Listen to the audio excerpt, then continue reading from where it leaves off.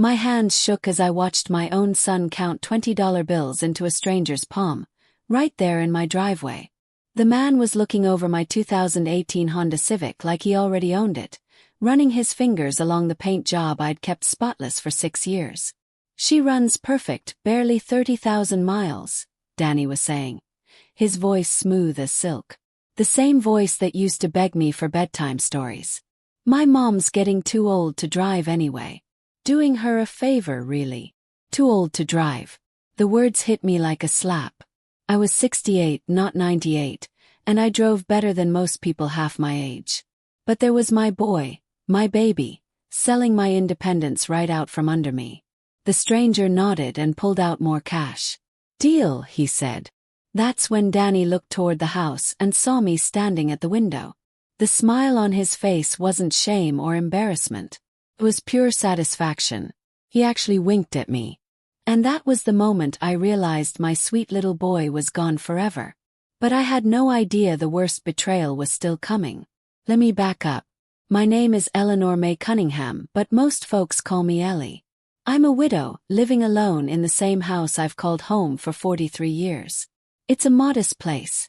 3 bedrooms, 2 baths, with a garden out back where I grow the best tomatoes in Montgomery County.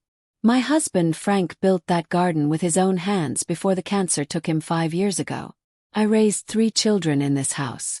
My daughter Sarah lives in California now, doing something important with computers that I don't pretend to understand. My oldest, Michael, is a good boy who calls every Sunday and visits when he can, though his job keeps him traveling. Then there's Danny, my youngest, my baby, the one who was supposed to take care of me in my golden years. Danny is 32 and hasn't held a steady job in 3 years. He's got excuses for everything. The economy, his back, his anxiety, employers who just don't get him. He's been living in my basement since his divorce 2 years ago, eating my food, using my utilities, driving my old Ford pickup when his car breaks down, which is often.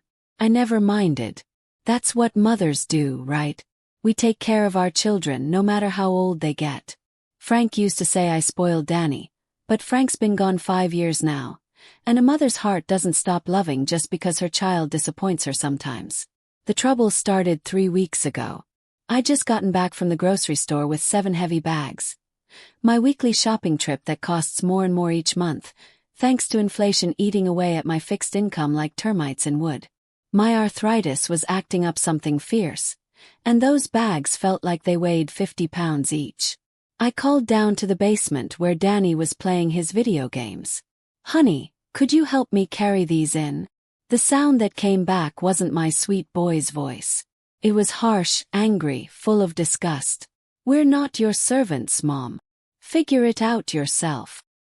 That word stuck in my chest like a thorn. Who was we?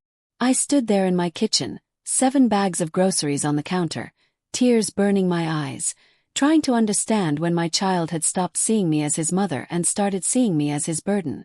But I swallowed those tears.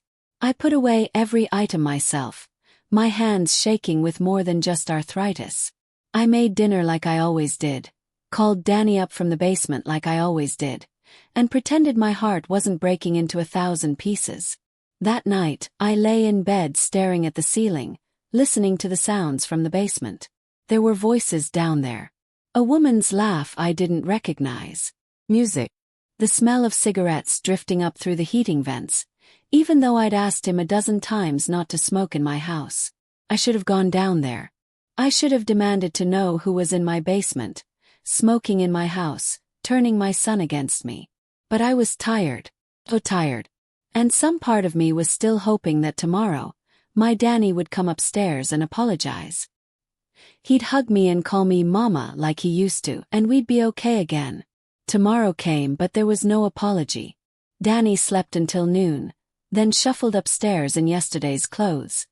His hair greasy, his eyes avoiding mine. "Morning, honey," I said, trying to keep my voice normal. "I made pancakes." He grabbed a banana from the counter instead. "Can't. Busy day ahead." "Oh, did you get a job interview?" The hope in my voice was pathetic, even to my own ears. He laughed, but it wasn't a happy sound. Something like that. Then he was gone out the back door, leaving me alone with a plate of pancakes cooling on the counter and a growing knot of worry in my stomach. I went about my morning routine, coffee, morning news, checking on my tomato plants, but something felt wrong. The house was too quiet. Even when Danny was sleeping, I could usually hear the hum of his computer or the distant sound of his TV. Today there was nothing. Around 10 o'clock, I heard a car pull into my driveway. I looked out the front window and saw Danny getting out of an unfamiliar truck with a man I'd never seen before. The stranger was older, maybe 60, with gray hair and clothes that looked like they'd seen better days. He was carrying a clipboard. They walked around to where my Honda Civic sat in the driveway. My car. The one Frank and I had saved up for 3 years to buy. The one I'd driven to the hospital every day during Frank's treatments. The one I drove to the grocery store and the pharmacy and church on Sundays. The one that represented the last piece of independence I had left in this world. The stranger was writing things down on his clipboard. Danny was pointing at different parts of the car, talking animatedly, gesturing with his hands. They popped the hood. They got inside and started the engine. And then I heard the words that made my blood run cold. Deal. I watched my son take money from a stranger for my car. I watched him count it twice, like he couldn't believe his luck. I watched him shake the man's hand with a smile I hadn't seen on his face in months. When Danny looked up and saw me at the window, I expected shame. I expected him to at least have the decency to look embarrassed. Instead, he winked. He actually winked like we were sharing some private joke. But the joke was on me, and the punchline was about to get a lot worse. The stranger walked over to my car and started looking around inside it. He opened the glove compartment, checked under the seats, even looked in the trunk. Like he was checking to make sure he was getting his money's worth. That's when Danny came up to the front door. My front door. My house. The house where I'd raised him, fed him, loved him, and let him live rent-free for 2 years while he figured things out. He didn't knock. He had a key. I'd given it to him years ago, back when I trusted him with everything I owned. "Mom," he called out, his voice sing-song like he was talking to a child. "Got some good news for you." I didn't answer. I stood in my living room, surrounded by 43 years of memories, and waited for my son to explain why he'd just sold my car to a stranger without asking me. He found me by the window, still in my nightgown and slippers, still trying to process what I'd seen. "Surprise," he said, spreading his arms wide like he'd just given me the best gift in the world. "I solved your transportation problem." "My transportation problem?" "Yeah, you know. You're getting older, Mom. Your reflexes aren't what they used to be. Yesterday you could barely carry in some grocery bags. It's only a matter of time before you hurt yourself, or someone else." I thought it through, and selling the car is really the safest thing for everyone. The room started spinning. "You sold my car. I took care of it for you. One less thing for you to worry about." He patted my shoulder like I was a confused old woman who needed managing. "The bus runs right by our street. You can get anywhere you need to go." Our street. Like it was his street too. Like he was doing me a favor by living in my basement and eating my food and now stealing my independence. "That's my car, Danny. And this is my childhood home, so I guess we're even." His tone was getting sharper now, the fake sweetness dropping away. "Look, Mom, it's time to face reality. You're not getting any younger. I'm here to take care of you, but I need you to trust me to make the smart decisions." Take care of me. This from the man who called me a servant for asking him to help with groceries. "I want my car back." He laughed. Actually laughed. "It's too late for that. Bill already paid for it. He's probably halfway home by now." Bill. The stranger had a name. And my car, my independence, my connection to the world outside this house, was disappearing with him. "You had no right." I had every right. The mask came off completely now, and I saw the face of the man my little boy had become. Angry. Entitled. I've been supporting you for 2 years. Paying the bills, keeping this place running, making sure you don't hurt yourself with your forgetfulness and your shaky hands. The least you can do is trust me to know what's best. Supporting me. With what money? His unemployment ran out 8 months ago. I'd been the one paying the electric bill, the water bill, buying groceries for both of us. I'd been the one making sure this place kept running. But I didn't say any of that.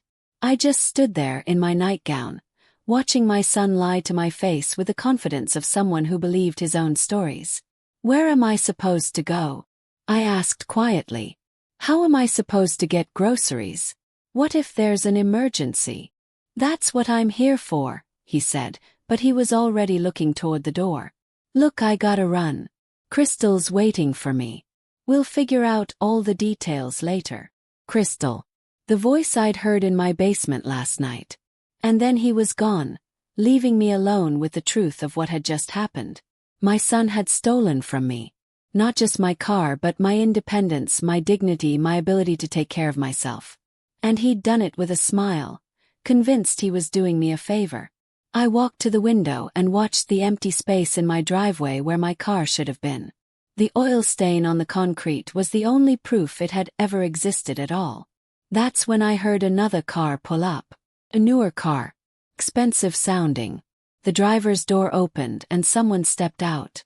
Someone I recognized. Someone Danny definitely hadn't expected to see. And for the first time in 3 weeks I smiled. The woman walking up my driveway wore a tailored suit that probably cost more than my monthly Social Security check, but I'd recognize that walk anywhere. Confident, purposeful, like she owned the ground she was walking on. It was the same walk she'd had at 16, marching up to my front door to tell me she was pregnant with Danny's baby. Lisa Morrison. Now Lisa Morrison, according to the business card she'd sent me 6 months ago. Corporate attorney. Mother of Danny's son. The woman my boy had walked away from 15 years ago when responsibility got too heavy for his 20-something shoulders. She knocked on my door like a police officer. Sharp, official, no nonsense. "Hello, Mrs. Cunningham," she said when I opened it. Her voice was different now. Harder. The scared teenager who used to sit at my kitchen table crying was long gone. "We need to talk." I was still in my nightgown, still processing the fact that my car was gone and my son had betrayed me. But something in Lisa's eyes told me this wasn't a social call. About Danny. Yes. Her smile was sharp as a blade. Among other things. "May I come in?" That was the moment I knew Danny's day was about to get a lot worse. But I had no idea how much worse it was about to get. I let Lisa into my living room, suddenly aware of how I must look. Old woman in a nightgown, hair uncombed, probably smelling like yesterday's disappointment. But Lisa didn't seem to notice or care. She sat on my couch like she belonged there, pulling out a leather portfolio that screamed expensive lawyer. "I heard about your car," she said without preamble. My stomach dropped. "How could you possibly? Bill Henderson called me 20 minutes ago. The man who bought your Honda." She opened her portfolio and pulled out a photograph. It was my car, sitting in someone else's driveway. He wanted to verify the title was clean before he registered it. Imagine his surprise when he discovered the car was reported stolen. The room tilted. "Stolen? I filed a police report this morning. Grand theft auto is a felony in this state, Mrs. Cunningham. Even when it's family." Her voice was matter-of-fact, like she was discussing the weather. "Mr. Henderson was very cooperative. He's returning the car and wants his money back from Danny. The police should be here within the hour." I sank into my chair, my legs suddenly unable to hold me up. "You called the police on my son. Your son stole from you." Lisa leaned forward, her dark eyes boring into mine. "He committed a crime. Serious one. And based on what else I know about his recent activities, this car is the least of his problems." The way she said, "What else I know," made my blood run cold. "What are you talking about?" Lisa reached into her portfolio again and pulled out a manila folder thick with papers. "Danny's been busy these past few months. Very busy. Did you know he's been using your address to apply for credit cards?" My mouth went dry. "What?" 7 different cards, all in your name.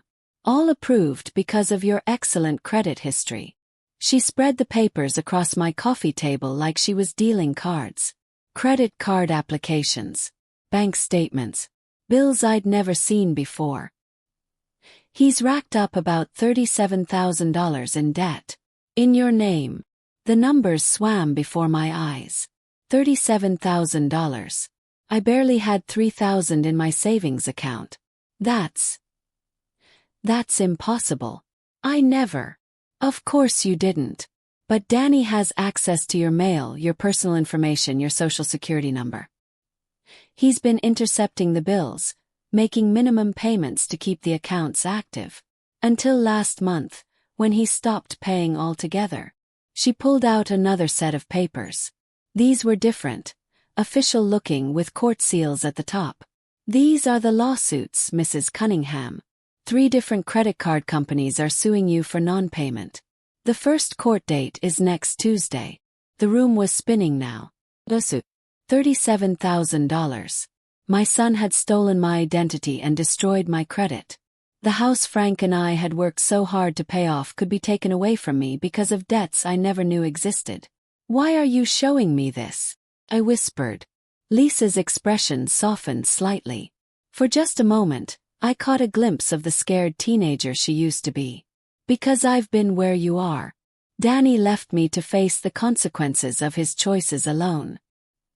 He walked away when things got hard, and I spent years cleaning up his messes while he pretended none of it was his fault. She stood up and walked to my window, looking out at the empty space where my car should have been. He's done this before, you know. Not the credit cards, that's new. But the manipulation, the lies, making you feel like you're the problem when he's the one causing all the damage. He did it to me when I was pregnant. He did it to his ex-wife during their marriage. And now he's doing it to you. But he's my son. And Jake is his son. Lisa turned back to me, her voice gentle but firm. Danny hasn't seen Jake in 3 years. Hasn't paid child support in 18 months. Do you know what my 15-year-old boy asked me last week? I shook my head, not trusting my voice. He asked if his father was dead. Because in his mind, that's the only reason a father wouldn't want to see his child. Tears gleamed in Lisa's eyes, but her voice stayed steady. I had to tell my son that his father isn't dead. He's just selfish. He's just a man who takes what he wants and walks away when people need him most. The weight of her words settled on my chest like a stone. I thought about all the times I'd made excuses for Danny. All the times I'd covered for him, helped him, believed his promises that things would be different. What do you want from me? Yes. Lisa sat back down, her business mask sliding back into place. I want to help you. And I want Danny to finally face the consequences of his actions. She pulled out one more document from her portfolio. This one looked different from the others. Newer, with multiple signatures at the bottom. This is a power of attorney document. It gives me legal authority to handle your financial affairs while we sort out this mess. I can freeze the fraudulent accounts, negotiate with the credit card companies, maybe even get the debt discharged since it was obtained through identity theft. You'd do that for me. I'd do that for any victim of financial abuse. But yes, Mrs. Cunningham, I'd especially do it for you. You were kind to me when I was 17 and scared. You never blamed me for Danny's mistakes. You treated me like family, even when your own son wouldn't. I looked at the document in her hands. It represented something I'd never imagined. Letting someone else take control of my finances, admitting I couldn't handle my own life anymore. But what choice did I have? Danny had already proven I couldn't trust him. The credit card companies were already coming after me for money I didn't owe. At least Lisa was offering to help instead of hurt. What happens to Danny? Yes. That depends on you. I can't undo the police report, the car theft stands. But the identity theft, the credit card fraud. If you're willing to press charges, we can make sure he faces real consequences. Prison time, restitution, a criminal record that will follow him for the rest of his life. Prison. My baby boy in prison. The thought made me sick. But then I remembered his face when he sold my car. The wink. The cruel satisfaction in his smile. The way he'd called me a servant when I asked for help. The way he'd stolen my independence and my identity and my future. All while living in my house and eating my food and pretending to take care of me. And if I don't press charges, he gets away with it. He'll find another victim. Maybe Crystal, the girl he's been seeing. Maybe some other lonely older woman who believes his lies. He'll keep taking and taking until there's nothing left to take, and then he'll move on to the next person. Outside I heard a car door slam. Through the window, I could see a police cruiser parked in my driveway. 2 officers were getting out, their faces serious, official. Mrs. Cunningham. Lisa's voice was gentle. They're here for Danny. What do you want me to tell them? I looked at the papers scattered across my coffee table. $37,000 in debt. Lawsuit. Stolen car. A son who saw me as nothing more than a means to an end. I thought about Frank, about the dreams we'd had for our retirement. I thought about the house we'd built together, the garden he'd planted with his own hands. I thought about the life Danny was trying to steal from me, piece by piece, lie by lie. Tell them everything, I said. Lisa nodded and stood up. Mrs. Cunningham. You're doing the right thing. But as I watched the police officers walk toward my front door, I wondered if doing the right thing was supposed to feel like my heart was being ripped out of my chest. That's when I heard footsteps on the basement stairs. Danny was coming up, probably wondering what all the commotion was about. In a few seconds, he'd walk into my living room and see Lisa. He'd see the police officers at the door. He'd realize his world was about to come crashing down around him. Part of me wanted to warn him. Part of me wanted to tell him to run, to get away before the consequences caught up with him. Because no matter what he'd done to me, no matter how much he'd hurt me, he was still my baby boy. But a bigger part of me wanted to see his face when he realized the game was over. When he understood that actions have consequences, and lies eventually catch up with you, and you can't keep taking from people forever without paying the price. The basement door opened, and Danny stepped into my kitchen. He was wearing the same clothes from yesterday, his hair messy, his eyes still heavy with sleep. He looked so young standing there, so much like the little boy who used to run to me when he had nightmares. "Mom," he called out. "Whose car is in there?" That's when he saw Lisa sitting on my couch. That's when he saw the police officers at my front door. That's when he saw all his lies and schemes and betrayals spread out across my coffee table like evidence at a crime scene. The look on his face was everything I'd expected and nothing I was prepared for. Fear. Anger. And underneath it all, the dawning realization that Mama wasn't going to save him this time. What the hell is she doing here? Danny's voice cracked like a teenager's. He was staring at Lisa like she was a ghost from his past come back to haunt him. Lisa stood up slowly, smoothing down her skirt, every inch the successful attorney she'd become. "Hello, Danny. It's been a while. Get out." His voice was low, dangerous. "Get out of my house. Your house." Lisa's laugh was cold as winter wind. Interesting choice of words, considering you don't pay rent, utilities, or contribute anything except debt and disappointment. The police officers were knocking now. Hard, official knocks that echoed through the house like gunshots. Danny's eyes darted between Lisa, me, and the front door. I could see his mind racing, trying to figure out what was happening, how much we knew, how much trouble he was in. "Mom," he said, his voice suddenly soft, pleading. The voice of my little boy again. "Mom, whatever she told you, it's not true. She's lying. She's always hated me, ever since. Since you abandoned her when she was pregnant with your child." I found my voice at last. It was steadier than I'd expected. "Since you walked away from your responsibilities and left a teenage girl to raise your son alone." His face went pale. "That was different. We were kids. We weren't ready. You weren't ready." Lisa raised Jake anyway. She worked 3 jobs and went to college and law school and built a life for herself and her son. "What did you do, Danny? What have you been doing for the past 15 years while she was being a parent?" The knocking was getting louder. Police. Open up. Danny looked at me with something that might have been desperation. Mom, please. Don't let them. Whatever this is about, we can fix it. We can work it out as a family. You don't need lawyers and cops. You have me. I stood up slowly, my old bones creaking like the floorboards of this ancient house.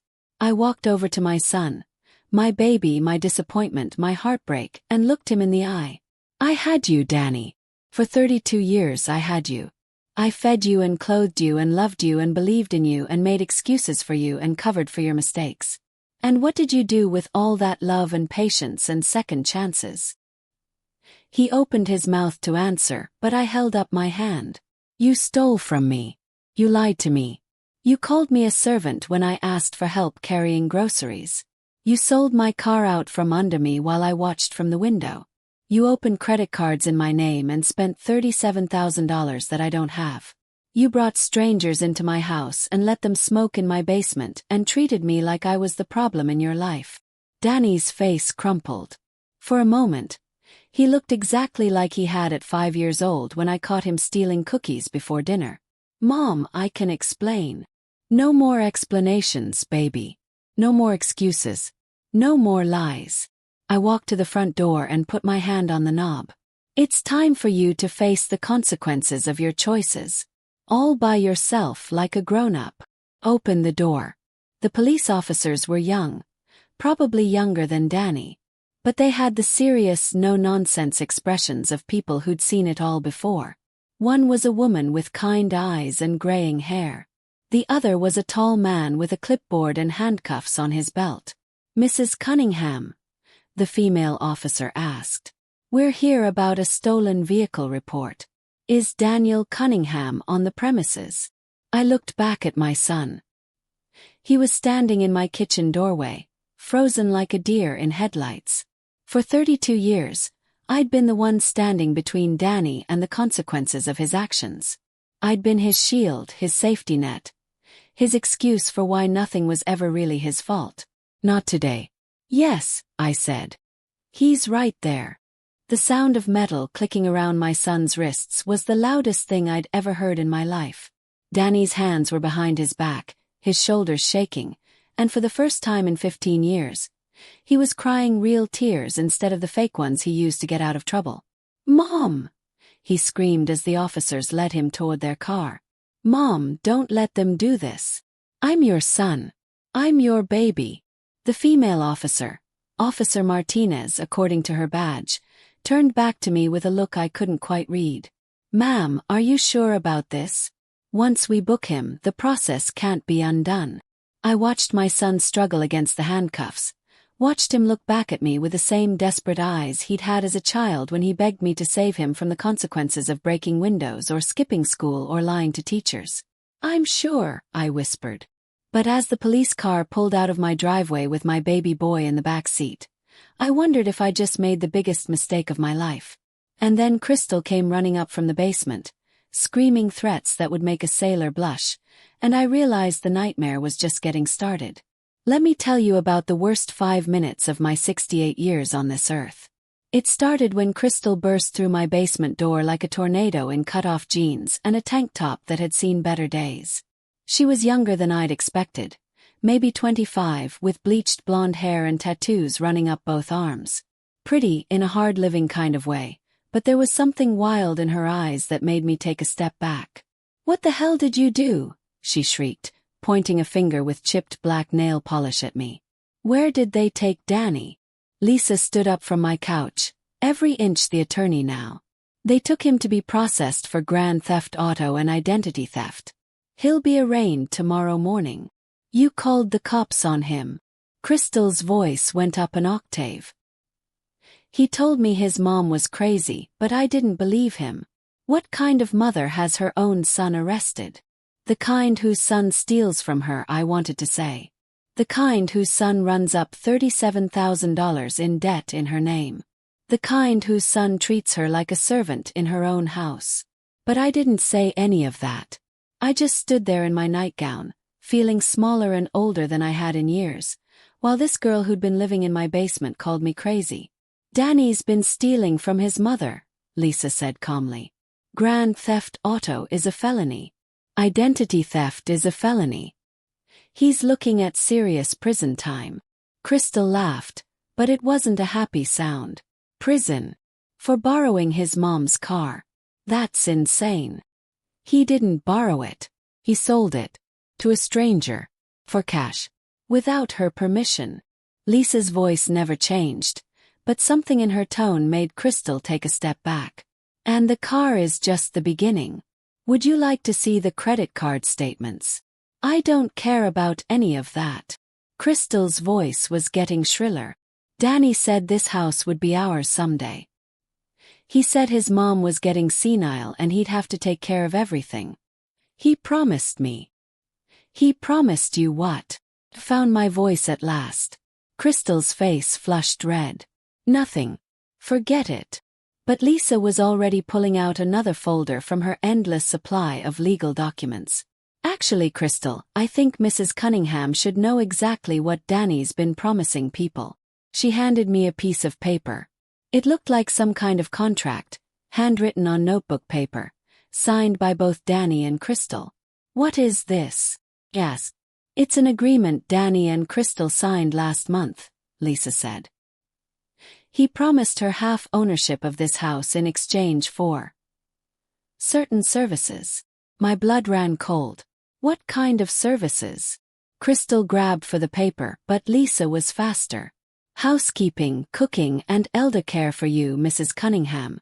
Danny told Crystal you were developing dementia and would need full-time care soon. He promised her she could move in permanently as your caregiver and that he'd sign the house over to both of them once you were no longer able to make decisions for yourself. The room started spinning. Danny had been planning to have me declared incompetent. He was going to steal my house, my independence, my entire life. And he'd found a girl desperate enough to help him do it. That's not what, Crystal started, but I cut her off. Get out. What? I said get out. Of my house. Now. Crystal's face twisted with anger. You can't make me leave. I live here. Danny said. Danny lied. My voice was getting stronger now, fed by a fury I didn't know I possessed. About everything. The house isn't his to promise. I'm not senile. And you are not my caregiver. You're a stranger who's been smoking in my basement and helping my son plan to steal my life. But where am I supposed to go? For the first time, Crystal sounded less angry and more scared. I gave up my apartment. Quit my job. Danny said everything would be taken care of. That's not my problem. I walked to the front door and held it open. You have 10 minutes to get your things and get out. If you're not gone by then, I'll call the police again. Crystal looked between me and Lisa, maybe trying to figure out if I was bluffing. When she saw the expression on my face, she realized I wasn't. This is bullshit, she muttered, but she headed for the basement stairs. Danny's gonna be so pissed when he finds out you threw me out. Danny's got bigger problems than where you're sleeping tonight, Lisa called after her. We could hear Crystal stomping around downstairs, slamming things and muttering curses. The basement door banged open and shut several times as she carried garbage bags full of her belongings up to whatever car she'd come in. You okay? Lisa asked quietly. Was I okay? My son was in jail. I had $37,000 in debt hanging over my head. I'd just thrown a stranger out of my house. A stranger who'd been living there for God knows how long while I slept upstairs, completely unaware. My whole life had been turned upside down in the space of 2 hours. No, I said honestly. I don't think I am. Lisa nodded. That's normal. What you did today took tremendous courage. Most people would have kept enabling him. Most people don't have to choose between their child and their sanity. Crystal appeared at the top of the basement stairs, dragging 2 garbage bags and a suitcase. She'd changed into jeans and a different shirt, but she still looked like she'd been living rough. Her makeup was smeared, her hair was a mess, and there was something hollow in her eyes that reminded me of Danny. I hope you're happy, she said as she passed me. You just ruined 2 people's lives because you're too selfish to share what you've got. I almost laughed. Selfish. This from the woman who'd been planning to help steal my house. Crystal, I said as she reached the door. How long have you known Danny? She stopped 1 foot on my porch. 3 months. Why? In those 3 months, how many times has he taken you out to dinner? Bought you flowers? Taken you somewhere nice, just because? Her face flushed. We're not like that. We're practical people.